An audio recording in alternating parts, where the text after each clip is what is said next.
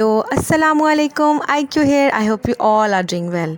तो आज मैं आप सबको लिए जा रही हूँ फूड स्ट्रीट, जो कि लाहौर में मौजूद वॉल्ड सिटी के रोशनाई गेट और फोर्ट रोड के दरमियान वाक़या है।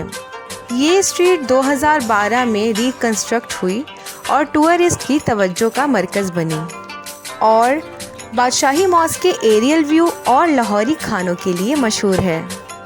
इसके बाहर एक जानिब सिटिंग एरिया बनाया गया है, वो भी लाहौरी ट्रेडिशन को मद्देनज़र रखते हुए।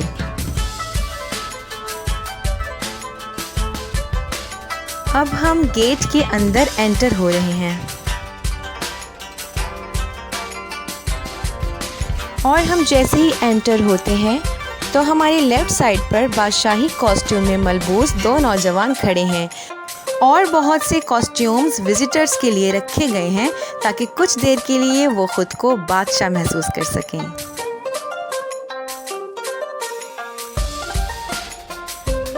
फूड स्ट्रीट में मुग़ल एम्पायर से इंस्पायर्ड बेहतरीन रेस्टोरेंट्स मौजूद हैं। ना सिर्फ रेस्टोरेंट्स बल्कि ढाबे और लोकल फूड स्टॉल्स भी मौजूद हैं। फूड स्ट्रीट लाहौर की एक खूबसूरत प्लेस है जहां आपको हमारी ओल्ड ट्रेडिशन, कल्चर और पाकिस्तानी खानों की कोलैबोरेशन नज़र आएगी।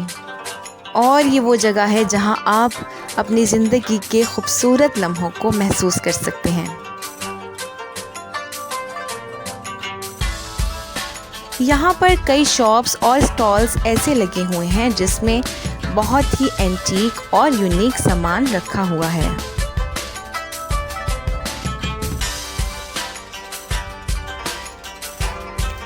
इसके अलावा बच्चों की एंजॉयमेंट के लिए मुख्तलिफ खिलौने और खेलों के स्टॉल्स भी लगाए गए हैं। बाहर सिटिंग अरेंजमेंट भी किया गया है, पर हमने जाना था फोर्ट हाइट व्यू पर ताकि मैं आप सबको बादशाही मॉस्क और दूसरी लाहौर की ट्रेडिशनल बिल्डिंग्स का एरियल व्यू दिखा सकूं। इस होटल के ग्राउंड फ्लोर में उन्होंने कई एंटीक और ट्रेडिशनल क्राफ्ट्स भी रखे हुए हैं जो कि हमारी सकाफ़त की पहचान है, और ये रिलीफ वर्क और कई पेंटिंग्स भी रखी हुई हैं जो मैं आपको आगे शो करवाऊंगी।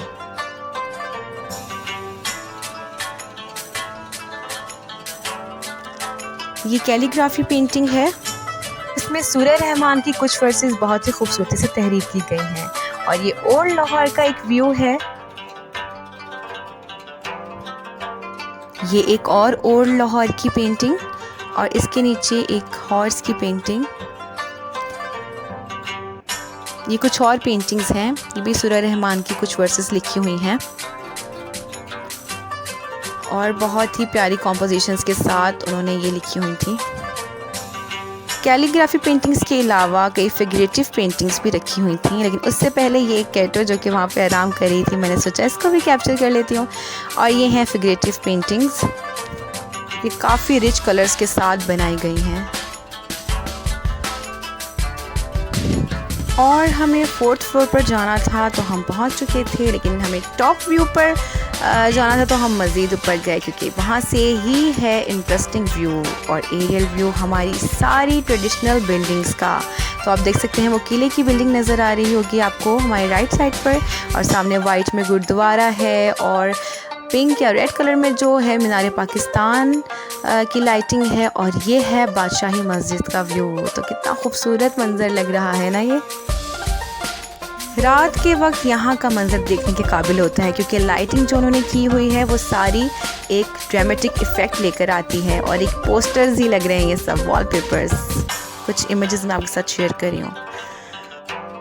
और खाने का वेट हो रहा था तो मैंने सोचा कि उस टाइम को भी बचाया जाए और कुछ चटनी और सैलड के साथ कुछ क्रिएट किया जाए, आर्टिस्टिक किया जाए। फिर हम वापसी पर नीचे आए तो लाइव सिंगिंग हो रही थी और हमारी फरमाइश पर इन्होंने कुछ सॉन्ग्स भी गाए, तो आप सुन सकते हैं।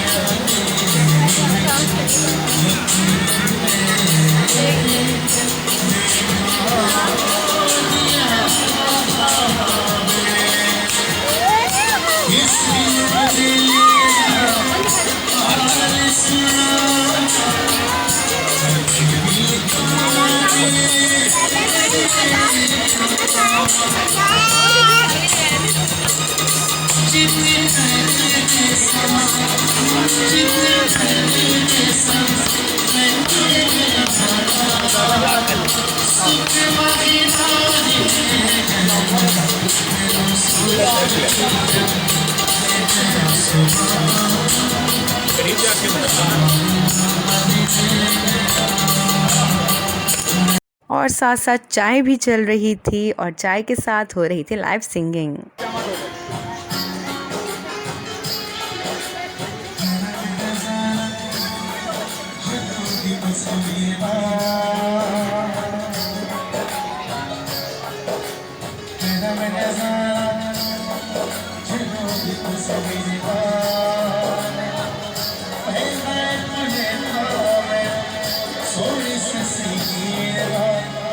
और जाते जाते हमने बच्चों की फरमाइश पर बंदर का तमाशा भी देखा और अपने बचपन को भी याद किया।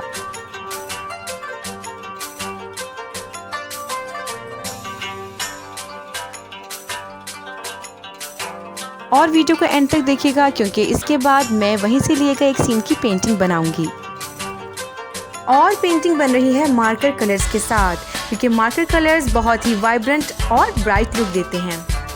और मैं हवेली रेस्टोरेंट की बिल्डिंग का एक छोटा सा पोर्शन ड्रॉ करूँगी, एक झरोका जिसको कह सकते हैं। वो मुझे बहुत ही पसंद आया था। और मार्कर कलर्स लेने की वजह ये भी है कि वो नाइट सीन मैंने क्रिएट करना है, तो वो बहुत ही लाइट्स के साथ और डार्क के साथ जो एक कॉम्बिनेशन होता है वो हम मार्कर कलर्स के साथ बहुत अच्छे से रिप्रेजेंट कर सकते हैं।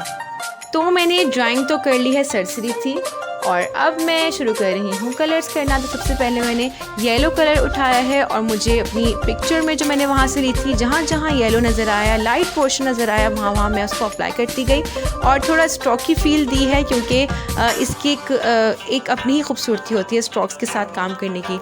और साथ साथ ऑरेंज कलर की टोन मैंने पकड़ी है और वो मैं येलो के साथ कहीं मर्ज कर रही हूँ। और ब्राउन पेंसिल कलर यूज़ करना पड़ा मुझे, क्योंकि ब्राउन मार्कर मुझे नहीं मिल रहा था, मेरे बच्चों ने पता नहीं कहाँ रख दिया था। तो खैर मैंने उसको यूज़ करना मेरे लिए अच्छा ही हो गया, क्योंकि जो एक थोड़ा शार्प लुक आ रहा था मार्कर कलर से, वो कहीं ना कहीं मैंने ब्राउन्स के साथ उसको थोड़ा सेटल डाउन कर दिया। और जब मैं बना रही थी तो थोड़े हाथों से वो मेरा पेपर पैड जो वो फिसले जा रहा था, तो मुझे बाद में पता चला। फिर मैंने उसको जल्दी से ठीक कर लिया। वो मैं अभी आपको ठीक करके दिखाऊंगी कि मैंने कहाँ ठीक किया है। तो खैर मैंने अब ब्लैक मार्कर कलर पकड़ लिया है और मैं उसको जहाँ जहाँ मुझे डार्क्स नज़र आ रहे हैं वहाँ मैं उसको अप्लाई करती जा रही हूँ।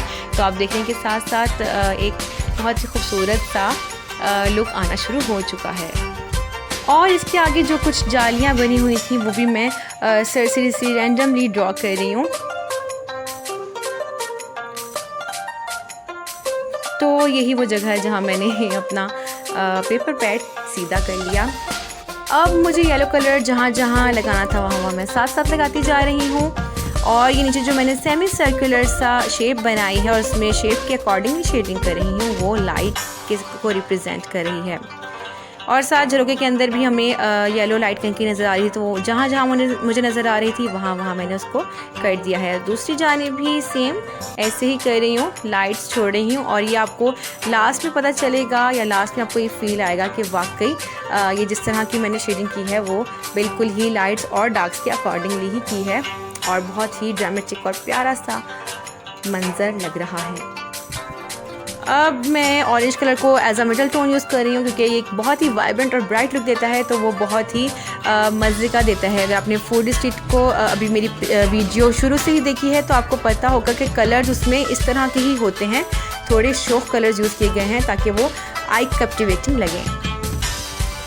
और अब ब्राउन कलर के साथ ही मैं कहीं कहीं उसको मर्ज करते हुए शेड कर रही हूँ। और ये देखिए थोड़ा सेटल डाउन होता हुआ लग रहा है, तो इससे भी एक अच्छा लुक आ गया है। और अब मैंने झरोखे में भी साथ साथ जो है वो शेडिंग शुरू कर दी है और इसकी मैं कॉर्नर्स भी थोड़े डार्क कर रही हूँ।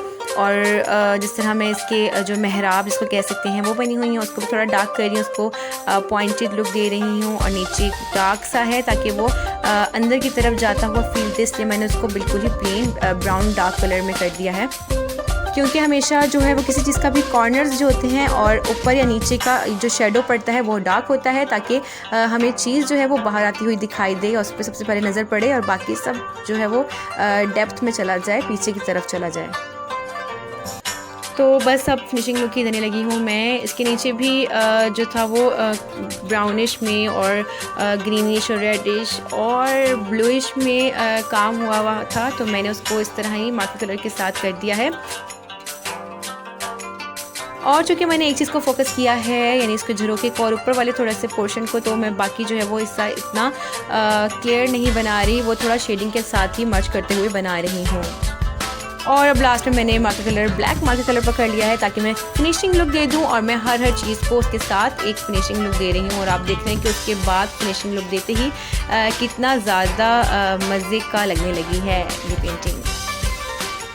तो बस ऑलमोस्ट करीब ही हूँ मैं इसको ख़त्म करने के।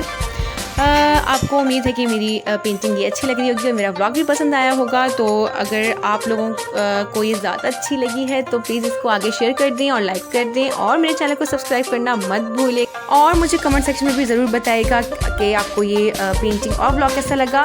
और अगर आप मुझे कोई सजेशन देना चाहते हैं या नेक्स्ट मेरी जो भी वीडियो होगी उसके बारे में कुछ कहना चाहते हैं तो ज़रूर कहिएगा।